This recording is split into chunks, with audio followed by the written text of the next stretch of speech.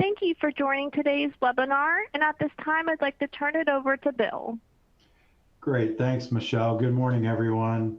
Welcome to HBK's monthly risk advisory webinar series. As Michelle said, my name is Bill Heaven. I'm a senior director here in our HBK's risk advisory practice, and I'd like to thank everyone for joining today.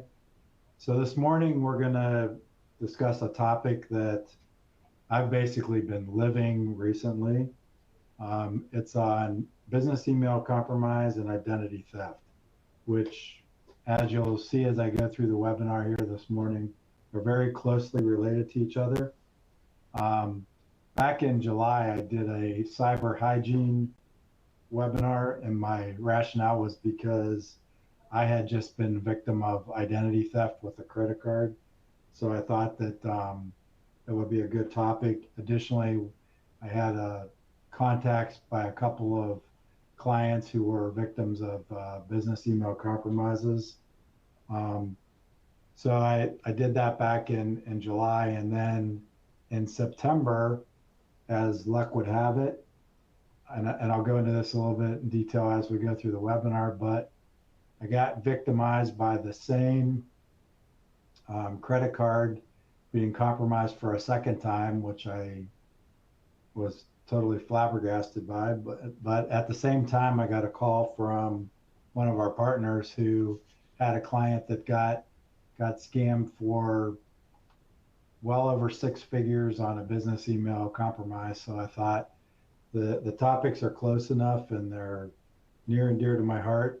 So I figured I'd do a second webinar and go into some more detail on how to prevent these things and what to do if you're the unlucky person that gets victimized. So I'm going to go through today's webinar here, and if you have any questions, I'll go through this in a slide here, but this is going to be our agenda for today, really just 2 main topics, just the business email compromise and then basically identity theft.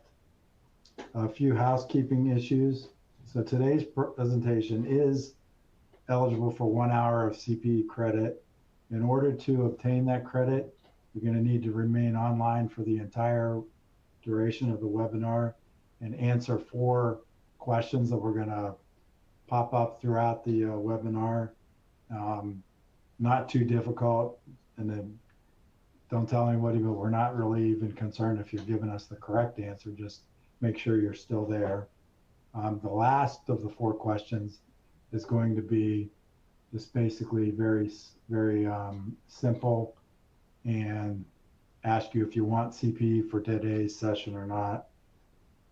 Additionally, we are recording the webinar, so Michelle will send out links later this week on a copy of the actual recording as well as the slide deck. But if you found it interesting, you want to rewatch it, you have that privilege, or if somebody in your organization that wasn't able to attend, you can forward it to them. Additionally, the slide deck. And we are going to be monitoring the message center. So if you have any questions or any problems, you can chat to us in the Q&A box. Additionally, since the webinar platform is browser-based, if you're having any issues, the first thing I would suggest that you try is just to refresh your browser, and that typically clears up most of the problems. And again, this is our agenda, and I'm going to move on and keep going. These are the learning objectives. So I'm not going to read these verbatim here. You can take a look at them yourself. But these are the takeaways. It's part of our CPE that we have to do to be able to issue CPE credit. We have to set objectives for what we're going to cover, so that you've got the first 3 dealing more with business email compromise, and the last 2 dealing with if your personal identity has been stolen. So it's, as you'll see when we go through the webinar, the 2 topics are very closely related. Became very aware of how related they were as I was building this webinar. Here's my bio. If you do these, I do these monthly, so you're probably heard this before, but I've got a dual role here at HBK.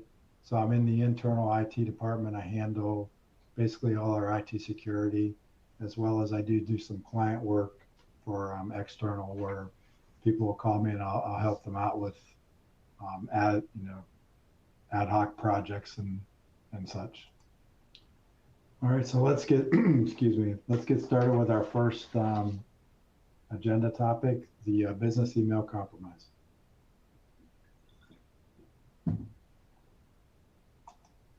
Okay, so the definition of a business email compromise is basically when you attack, and I'll put some examples up in a slide, the next slide, but so it's basically when a bad guy is going to target a business, and it could be an individual as well. And it's a very large and growing problem. I'll put some statistics up about how much this, this is impacting us.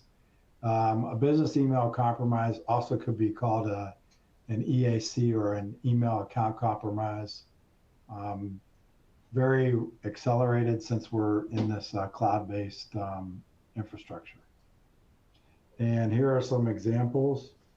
So the top one, I probably get a call almost monthly now where somebody has been victimized by this, where a vendor, I should have put vendor in quotation marks because it's not really your vendor, but it's who you think is your vendor that you're regularly dealing with, and they send you an updated, an invoice with updated payment details. So it could be, a long-time vendor where you do a large chunk of business with them, which the first thing that you should, with any of this identity theft or business email compromise, just be skeptical. I mean, this really doesn't, in real life, this doesn't happen all that often where a vendor would say, you need to send payment to a different bank.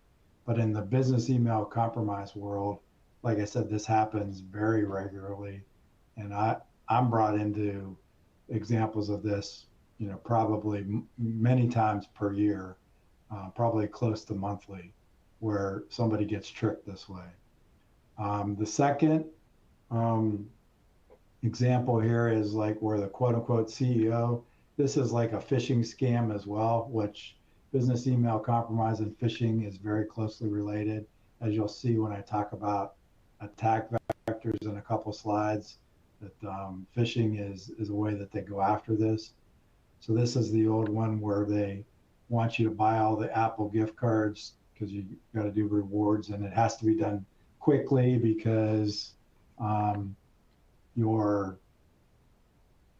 need to give out rewards to employees or customers or whatever. So they want the serial numbers on the back of the gift cards, which basically mean that the gift card is itself worthless because they can do anything online with it. The last example is, I originally was looking at BEC more of just as attack on a business, but this is actually an example that's coming up more and more frequently, where somebody's buying a home and the title company, you're getting ready to close, and they're saying like, you're going to need to have a cashier's check and X number of $1,000 to close and sign on the property. And with everything moving more and more online, you could watch out, because you could be a victim of a business email compromise where they're just saying, like, you get an email, hey, this is your title company, and here's updated banking numbers for you to send your down payment, and you wire the down payment to the bad guy, and all of a sudden you're out the money. And a big thing to keep in mind with any of these examples, or if you're unlucky enough to be involved with the business email compromise attack, is basically whatever money the bad guy gets from you, basically double it. Because the thing that, for example, the top example that I've cited here, you get a vendor that says, hey, send me send me this payment for this invoice to this bank as opposed to the other one. Let's just say, for example, that invoice was $50,000. So you're thinking you're paying your vendor, but you're sending money to the bad guy. And so you send $50,000. So now the vendor that your true vendor is going to be expecting that $50,000, and they're going to come calling or sending an email and saying, "Hey, Bill, where's that $50,000 that you owe me?" So you're not only out $50,000 that you send to the bad guy, now you've still got to pay your vendor $50,000. So it's $100,000 event. So that's you just went from having a bad day to a really, really bad day. So just keep that in mind. And my best advice, and I'll go through some precautions and some things you can do to be proactive, but just be skeptical. If anything like this pops up, just assume I finally have my wife trained to and my daughter, that everything that comes up, they automatically now think something is spam or a fish or a SMISH, SMISH for text messaging. So just be skeptical and just assume that it's something bad, because it quite often is. And we'll move on to some of the statistics. So just from the statistics from the FBI, there were almost 22,000 business email compromise complaints just last year. They don't have the statistics out for 2023 yet, but totaling $2.7 billion. So that's a big chunk. When you also look at it, that 64% of companies worldwide have been affected by this.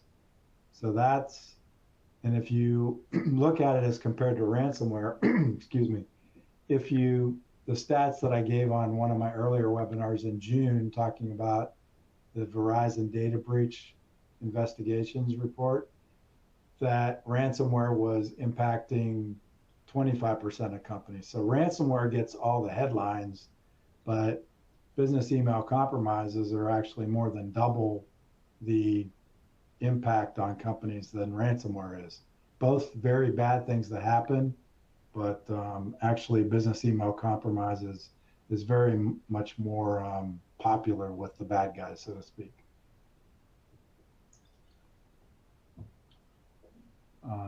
Let's see. Let's talk about, this is where I was talking about the attack vectors. And an attack vector is really just how a hacker gets their mode of distribution, if you would say. And these are the three most common. And again, that gift card scam really is, number two, the phishing or spear phishing emails. Spoofing of an email account or website is very easy to do. Malware, downloading a virus, or malware stands for malicious software. So those are ways that this gets put onto your computer equipment. And with that, we're going to move on to our first CPE question. Again, is what is not considered a BEC or business email compromise attack vector? And I'll just give a couple minute or so here to do this.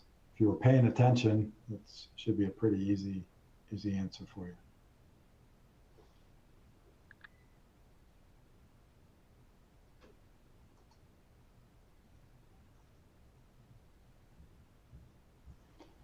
Okay, I think that's probably enough time for that one, so we'll move on.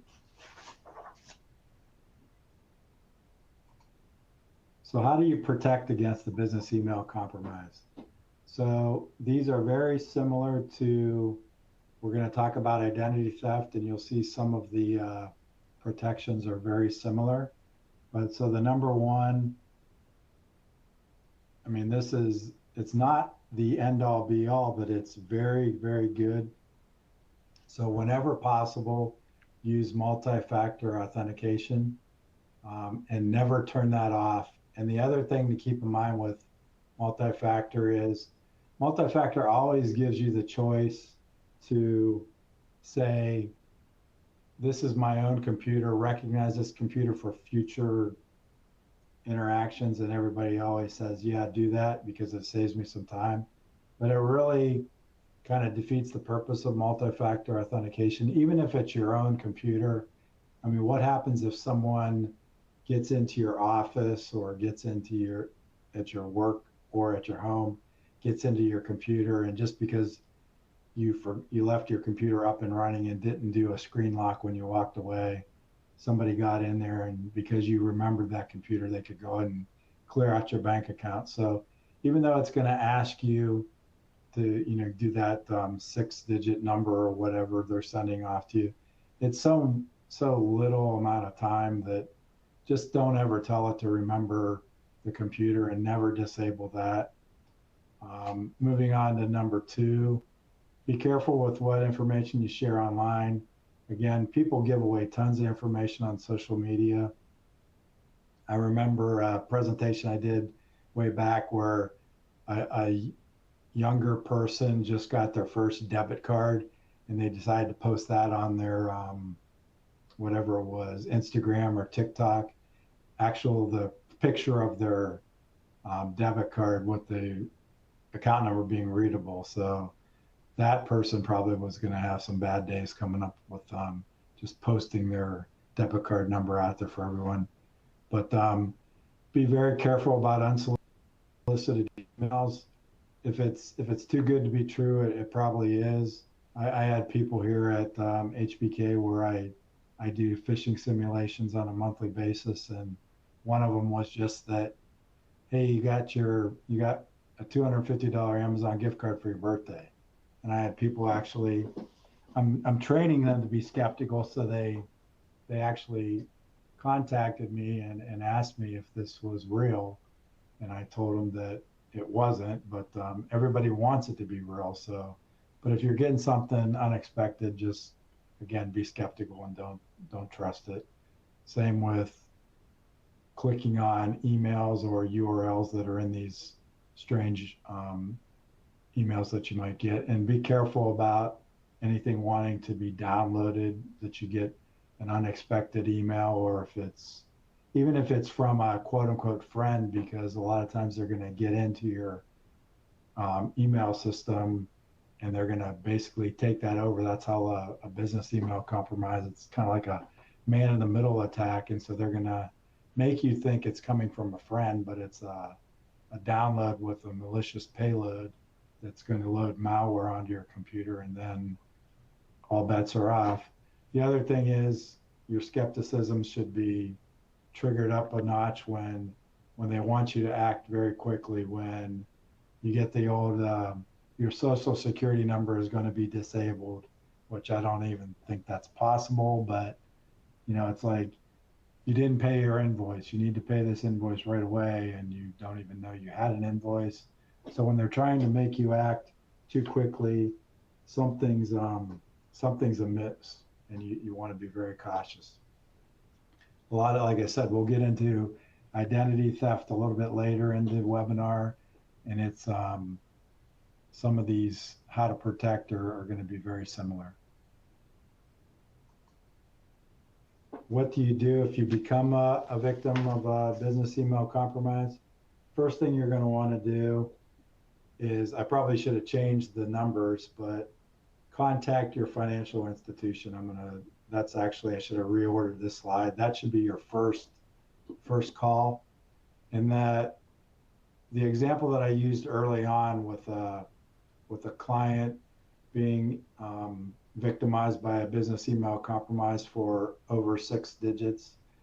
So they were able to contact their bank, and banks do have some clawback capabilities, and they're starting to do more and more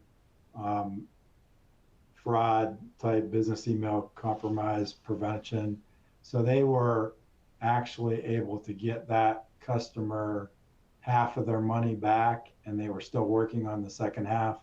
But first call you should make is to your financial institution. I would do your financial institution, so the establishment that you wired the money from, as well as contact the bank that you supposedly wired the money to, so you can get it going from both ends of the equation. But those are, you're going to want to do that very quickly. A lot of these fraudulent email attacks actually have you sending the money overseas, and that you typically have like at least a 24-hour window, sometimes 48, where they can what's called claw the money back. But it's basically worthless when, and I've had this happen where people will ask me to get involved with situations similar to this, and I'll ask them when this happened, and the answer is a couple weeks ago.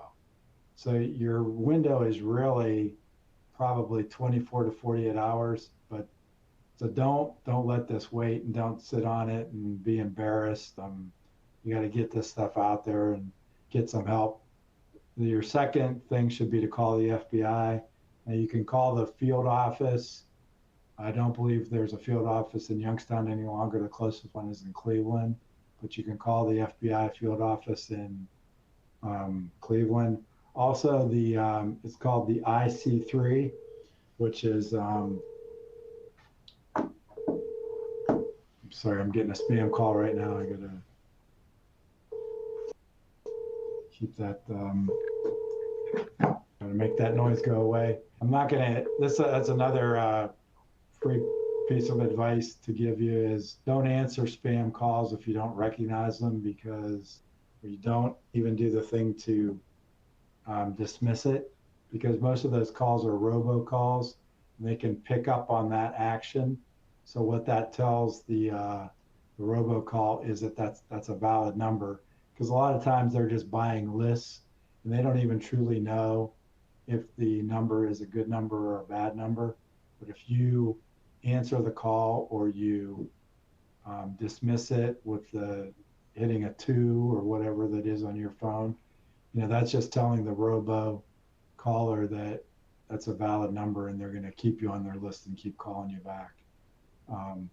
But again, the notifying the FBI, the IC3 is actually a subset of the FBI, and it stands for, it's ic3.org, I believe is the website.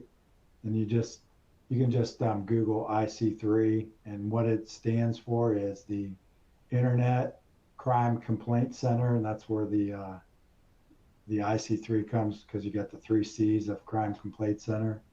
But that is, the IC3 is actually probably a better place to contact, because they're going to be able to join. They're going to know what kind of hacks are out there and what's going on, and they're going to be able to collaborate with the other types of attacks. And a lot of times the FBI won't act unless it's over like X number of dollars. And maybe you got scammed for $20,000 and their threshold is $150,000. But maybe there's 10 other people that had the same $20,000 hit.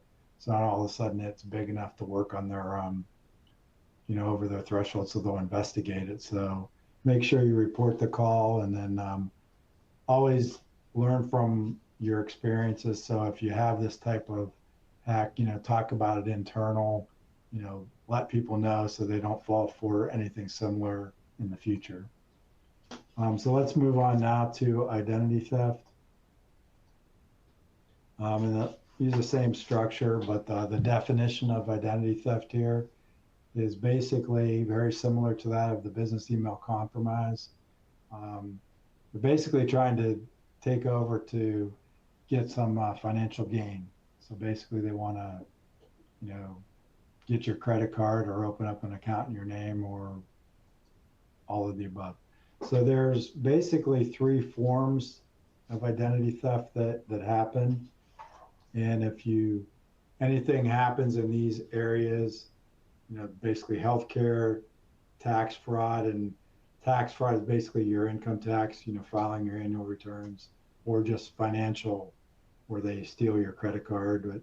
But if you start seeing signs where you're getting bills for medical procedures you didn't have done, or you try to file your income tax and it rejects because they say they already got your income tax for this year, you don't need to do it, or things with your credit cards. So those are the common, I'll call them the categories or buckets of identity theft.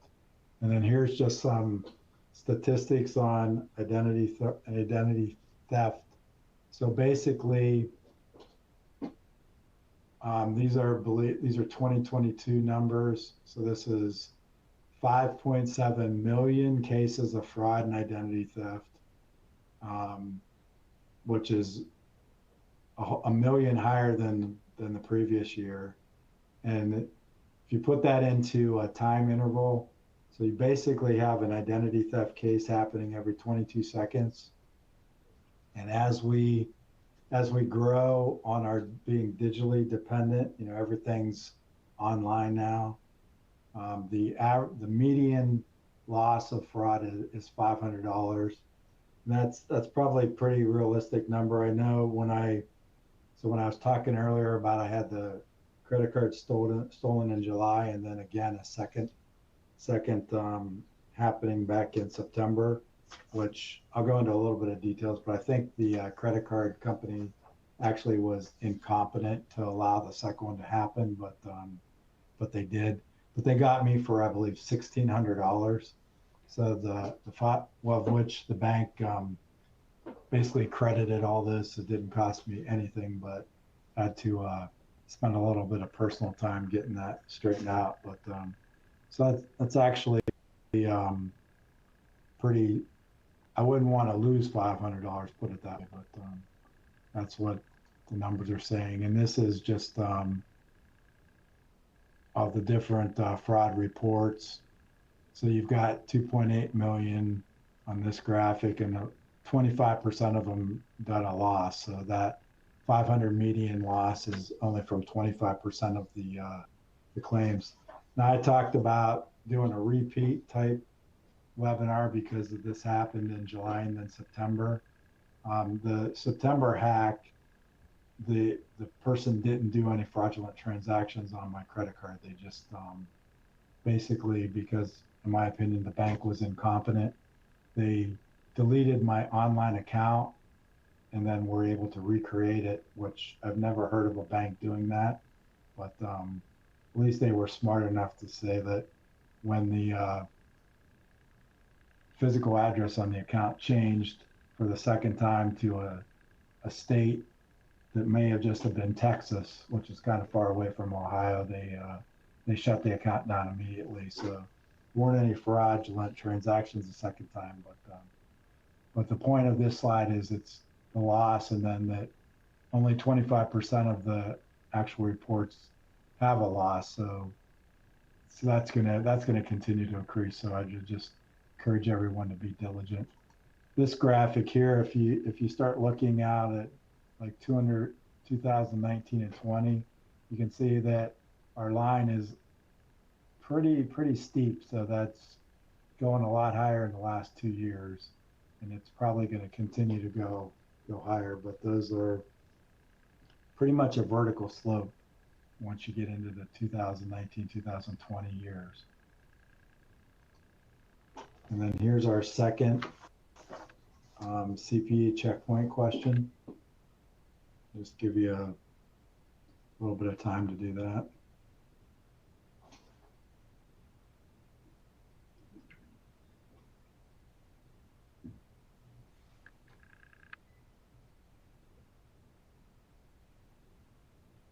All right. So how do these cyber hackers or thieves get your information?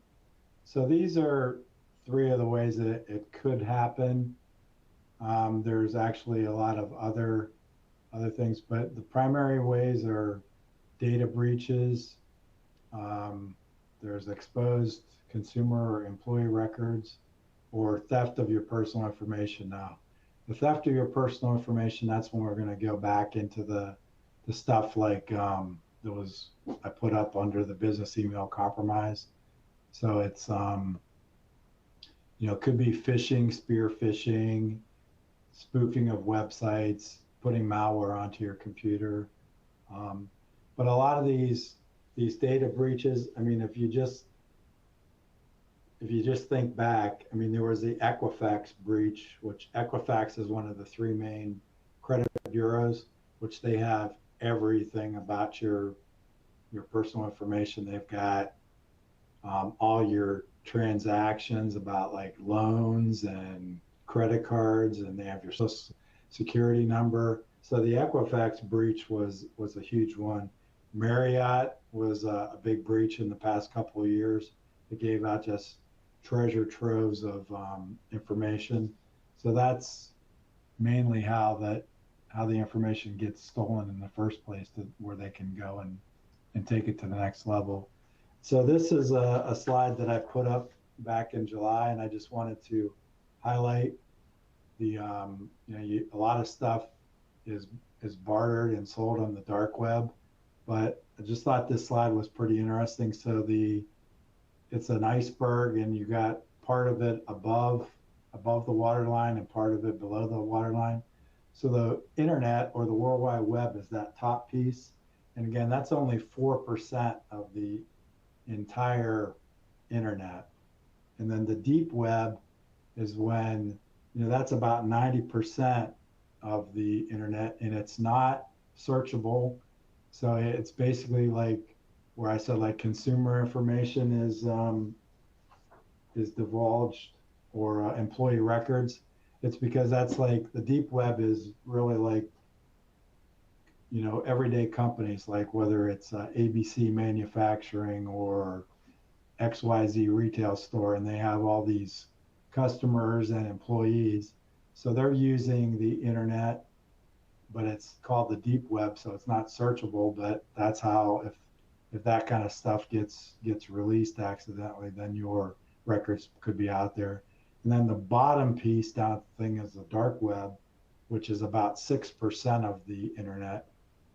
And that's where all the dark web, or dark net, and that's where all you get all this illegal activity, where you can go and buy social security numbers, or you can buy email addresses. So I just thought I want to bring that back up and give you a little structure of what the internet really looks like. How to protect your identity. I'll go through a few slides here. You can freeze your credit. I'll talk a little bit more about that. Protect your social security number, shred everything, protect your RFID cards. So more and more of your credit cards have that RFID chip on them. So it's where you don't even have to scan it or insert your card into the credit card slot. You just have to put it in the area, so that's capable because of an RFID card. So people can buy RFID scanners, and they can actually get close to you and take a copy of your credit card through using that reader. So you can protect those RFID cards here's just 3 ideas. You can do what's called an RFID wallet, which are kind of pricey, but it provides a shield around the credit cards that are in that wallet, so that a rogue RFID reader, which I think probably somebody has to get within 10 to 15 feet of you, but that could happen quite easily, like say if you're in an airport or a big public, like a train station or whatever. So you could do an RFID wallet. They also make, that actually should say not password carrying case, but it should be passport. With the new US passports have RFID chips in them. So they make carrying cases for protecting your passport. You can also see some of those RFID sleeves where it looks like tinfoil. Actually, tinfoil will work, but you can buy a sleeve that has like some foil type thing in it, or you can do it by a jamming card. I've taken that path with not knowing how they got my credit card, because they actually were able to make a physical copy of it. Could have been because I was involved in the Equifax breach as well, so that could have been how they did that. And the bank was very friendly about, they had enough of my personal identifiable information that the bank allowed them to delete my online account and recreate it. So that's probably how they were able to make a blank, because they were doing cash advances at ATM machines. So you actually have to have a copy of the credit card. And since it was in my wallet the whole time, but the RFID jamming cards, you can get them online for probably $2 or $3 a piece.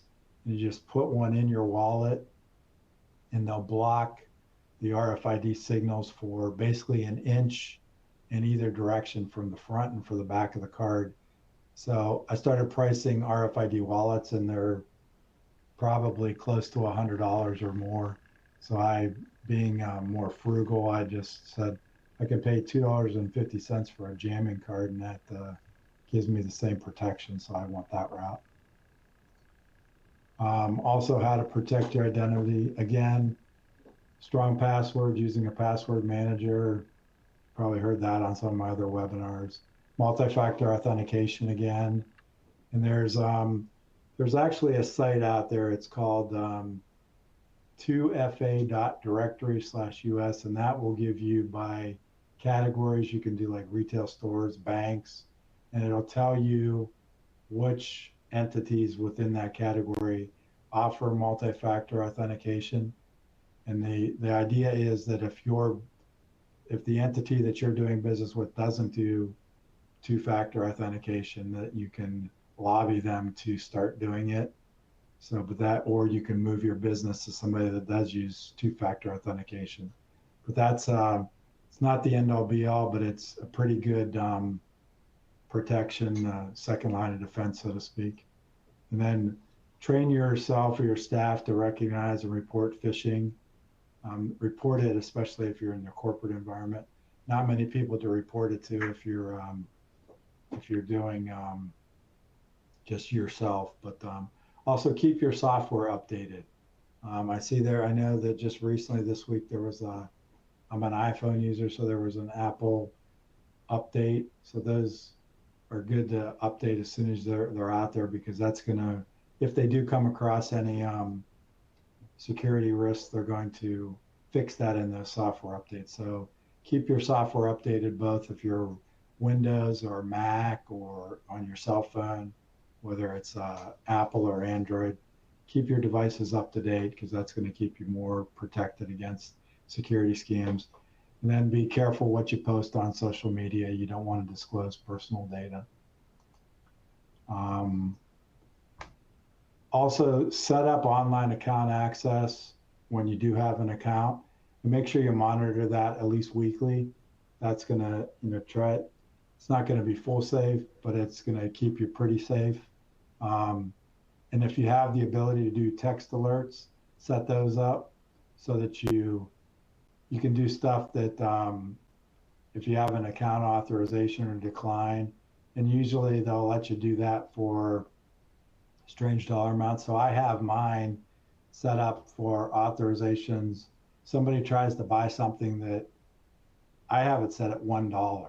So I want to know everybody that tries to buy something, because a lot of times, keep in mind, if they've stolen your credit card, often they'll try a real small transaction to see if the credit card still works, if it's been shut down.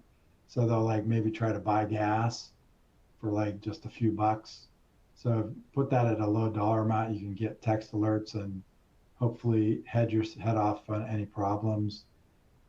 Set up alerts for payments on your account, statement balances over X dollars, if a transaction's been declined, just as many alerts as your entity will allow you to set up. It's pretty easy to get a text alert or an email alert. So those are a way so that you can know that whatever that account is still in your control. And then consider identity theft monitoring. I always thought that I wasn't going to do this because I was one of these guys that um, froze my credit history or my credit records. So you have the freeze and the thaw. Now, that works pretty good for creating new accounts, but it doesn't get you for some of the other areas of spam calls or somebody actually stealing one of your existing credit cards or changing an address on a credit card or whatever. So these identity theft monitoring do have their place. Here's just 6 that are out there. I would say if you're interested in doing that, there's one of the members on the list is pretty much I hear an advertisement for them every day. They're not necessarily the best one, but just do your research, and there's a lot. This is only 6. I bet you there's probably 20 identity theft monitoring companies out there. So there's a lot of information on them, but do your research and figure out if one of them might be good for you. But specifically, what these identity theft companies, what they do is they basically hit these 5 areas where they'll monitor your credit, they'll do dark web monitoring. So if you're going to be a victim of identity theft, it's probably because most common reason is that you've been involved in some type of data breach, and then your information has been taken down to the dark web, and then somebody's going to buy it. So they're going to monitor like email addresses or social security numbers, or could be credit card numbers on the dark web to see if stuff out there for you is out there, and then they're going to let you know that. We're also going to get you out of these data brokers that go and find personal information on all of us that's free, and they're going to consolidate that and then offer that for sale. So they're going to protect you there. They're also going to give you some form of insurance coverage that you can opt in on if you are the victim of identity theft, and they're going to do what's called threat resolution. So if you are impacted by identity theft, they're going to help you solve it. So that would include stuff like, walking you through the steps that you need to do and giving you customer support on what to do to this, that, and the other thing. So there's 5 solid areas that these identity theft companies do cover. And I'm actually going to sign up for one this afternoon when I'm done with this webinar. So they do have their thought. I'll go through a little bit about the difference between fraud alerts and credit freezes, because like I said, I was always a credit freeze guy, but right now I'll let you answer their third question.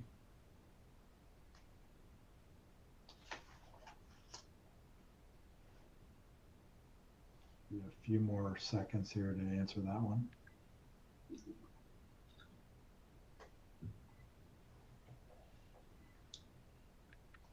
Okay. Last thing on protecting your identity is protect your wallet.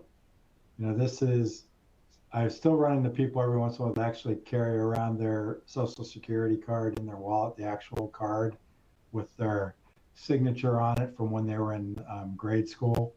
But do not carry your social security card around, and make sure you inventory the contents of your wallet. If you carry around as few of credit cards as you can, so that you're not giving somebody the big gain if you happen to lose your wallet or they steal it. Don't keep your wallet in your car when you're not in your car. I had a friend of my daughter's recently had a car stolen and accidentally left their wallet in the car, which meant the wallet got stolen as well.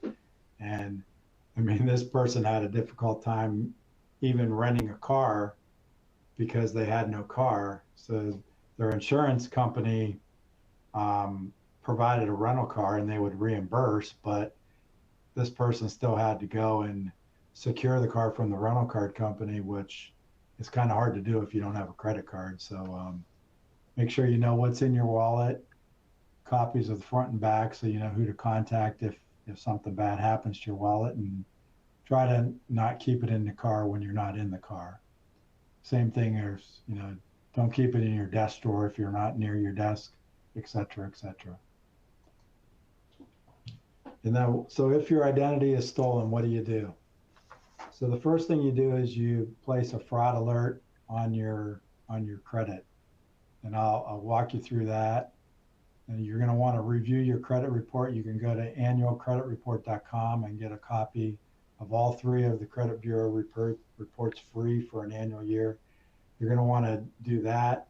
If you do place a fraud alert, each of the bureaus is going to give you a free credit report in addition to the one you're allowed annually. So if you just looked at your annual credit reports and you then became a victim of a fraud, if you place a fraud alert, you get another copy of your credit report. But check that out so you can figure out if they've opened any accounts in your name. Contact the federal FTC, Federal Trade Commission. I'll give you some contact information on that in a bit. Monitor your Social Security card. So you can go to ssa.gov/myaccount, and that's a good website, and you authentication stuff on the top so you know that it's a legit Social Security site. We'll make sure it's HTTPS, but you can create an account, you can check your Social Security, see if somebody's been trying to mess with that, take money out of your account, or starting jobs or something that aren't you, whatever could come up with. But check your Social Security account, as well as contact the local police. Now I haven't contacted the local police on my event that happened to me in September. But a lot of times, if you're worried that somebody could have truly taken over your identity, like they made a false driver's license that has their picture and your information on it, where they could potentially commit a crime in your name, that's why contacting the local police could be of some benefit. Also, you're going to want to build a recovery plan, because basically my recovery plan was actually quite simple, because they only got one credit card. They overtook that, which I was able to get back, but the FTC site will help you to build a recovery plan. So there's a lot of good information on that site. Here's a slide. I'll talk more about frauds, but on the bottom here is your credit bureau contact information. And here's the difference between the freeze and the fraud alert. So there's 2, and I'll go into it in a slide or two, but there's 2 fraud alerts. There's a 1-year fraud alert, and then there's a 7-year fraud alert. So you can basically get a 1-year fraud alert put on your account just by contacting one of the 3 bureaus. You don't have to contact all 3 of them. It's basically the way the regulations are set up is that if you notify one credit bureau, they have to notify the other 2. So you can get yourself on a 1-year fraud just by saying, I was a victim of identity theft. And then you can enhance it to 7 years, and I'll go into that. Credit freeze, it's everybody's able to do that. I think it was put into place in 2018, where they changed it. There used to be, you could freeze your credit, but there was a charge to freeze it and there was a charge to unfreeze it. So it could get kind of pricey. But in 2018, the Economic Growth and Regulatory Relief and Consumer Protection Act, they basically took the fees away, and also changed that 1-year extended fraud. It used to only be 90 days, but that law made it be 1 year. So these are some other types of fraud alerts that you could put on. The fraud alert that I was talking about that just automatically is 1 year, and then there's an extended, which is 7 years. Some of the other benefits there is that they take you off a list for unsolicited credit and insurance offers for 5 years. And then if you're in the military and you're being deployed, you can do an active um, duty alert, which unsolicited credit insurance officer 2 year, and it just locking your credit is 1 year. The difference between, I'll go back on this slide. The difference between this is if it's a fraud alert, the company must contact you before granting credit in your name. So that's the difference between a fraud alert and a freeze. Freeze is just they can't get your credit report. So what most companies are doing is they're checking your credit report, and if they can't get access to it, then they won't move forward. But the difference between with the actual fraud alert is they actually have to contact you before a new account is created. So that's a extra layer of security. Also, the opting out of some of the credit and insurance offers. So that's why it's better. And the difference between the go to this. This is when you go to identitytheft.gov. So like I said, you could get a 1 year fraud alert just automatically, and it turns into a 7 year if you update, if you file a report with the FTC or your local police, and you update that to one of the credit bureaus. And then they all have secure sites. It's like Experian.com/upload, or they'll give you the secure link so you can put that information up there. But this, I'll go in, there's a couple other slides. But this is, I actually filed an identity theft report so I can upload it and get my fraud turned from 1 year to 7 years. But it gives you a lot of information on what to do. One of the things that it found is it basically tried to direct me to say, like, were you a victim of the Equifax theft?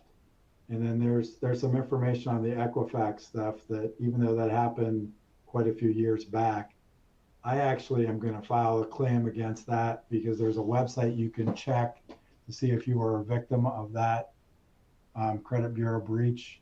And you have to put in the last 6 digits of your social security number, and it'll tell you if you were a victim or not. But I actually, there's a little bit of that settlement that's left out there that I can file a claim for time spent dealing with identity theft, which hasn't been a ton of time, but I bet if I looked up the time spent with dealing with this credit card that got compromised, probably somewhere between 10 to 20 hours worth of time to get that all resolved, because you have to, you're talking to the bank and you're saying, like, you didn't credit all the fraudulent transactions, and you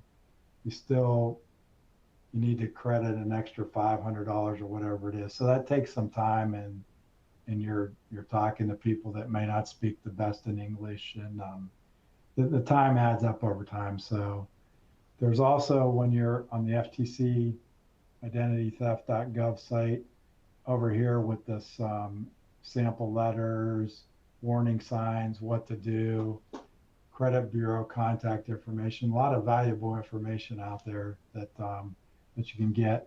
When you file the identity theft report, you create yourself an account. They'll only let it stay out there for, like, I think 30 days if there's no activity. But it's very secure. It gives you multi-factor authentication, so whenever you go in there to update, and you can do your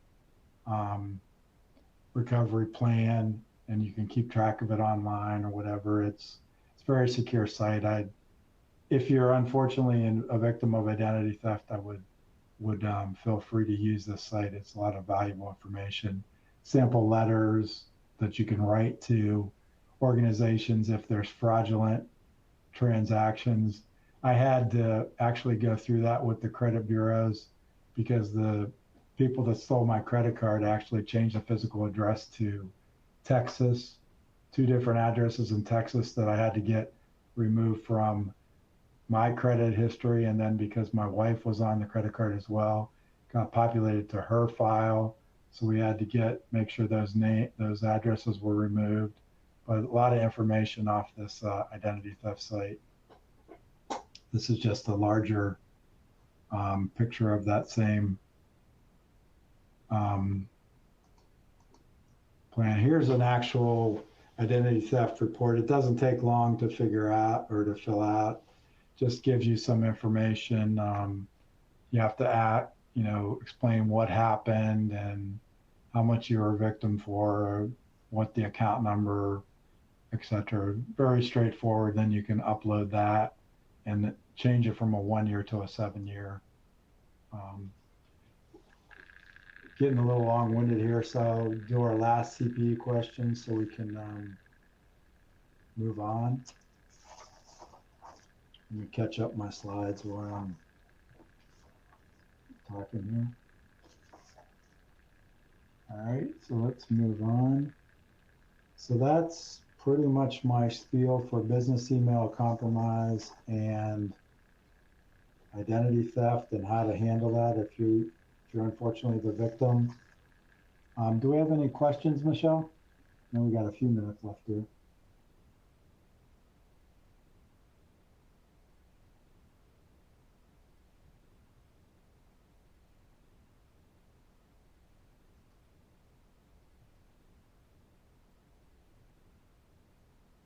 All right, I don't think we have any questions. If you have any questions, my contact information is there on the screen. Feel free to email me. I'll do the best I can to answer that. But just feel free to call me or send me an email. Like I said, unfortunately, I've lived this for the past month or so, so it does happen. And then I'd like to thank everybody for attending today's webinar. Hopefully you found it interesting and somewhat worthwhile. So this is our last webinar of the calendar year because we do it on the 4th Wednesday, which we're coming up on Thanksgiving and Christmas, which a lot of people were out of the office on that 4th Wednesday. So our next webinar is going to be on Wednesday, January 24th, and we've yet to identify our topic, but if you're regular attendees, we'll send you out.